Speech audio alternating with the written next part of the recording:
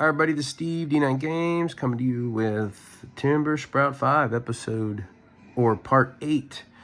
You remember last time they rescued their friends from the dragon and barely made their way back into Hoddenbae, very injured, protecting each other, the ones that had barely any health left, and then Edward doing what he can as the priest to heal, but still these guys need a long rest for sure. So they make it into Hoddenbae, and about the only light on, being evening time, is at the tavern. So this tavern might look familiar to some. It's something I pulled out of one of the books I had from a few years back. And in our story in Hoddenbae, Twilight, this hole in the tavern was created by a giant worm that came in several years ago, several decades ago, and destroyed most of Hoddenbae.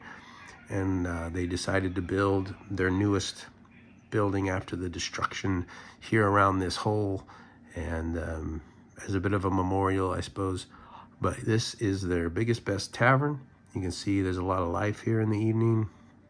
Everyone's having a good time. There's a meeting going on between the Thieves Guild and some of the other local guilds there in the back. And our group, Timber Sprout 5, coming into the entrance here, talking to the barkeep.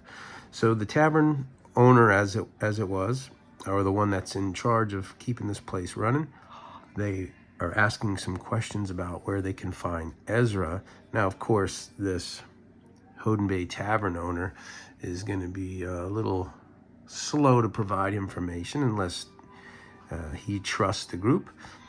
And in our game, I believe it was Sam was getting a little snoopy and sneaking around.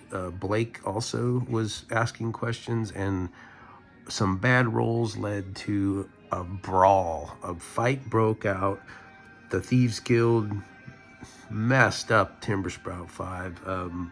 I think we had one that was unconscious, needed all the way down to 0 hits, but not dying. It was pretty sketchy. And so the tavern owner, instead of offering rest and healing, kicked him out of the tavern. So the guild was kicked out for fighting. The Timber Sprout 5 was kicked out, being new people in town and fighting. So not only could they not get the rest that was right there in their face, they had to snoop around, do some bad rolls, and now they're in the streets. So now what I was going to do is cut another video describing how I handle adventuring. So I'll do that next. But one thing I wanted to point out, you can see here, I'm not using my elaborate terrain, the dungeon tiles that I've used in the past, because I wanted everybody to know that if they just have a simple mat with some squares, this one happened to be out of one of the pre-printed modules that I was able to pull out, so it's kind of nice. And I think we use this in our game too.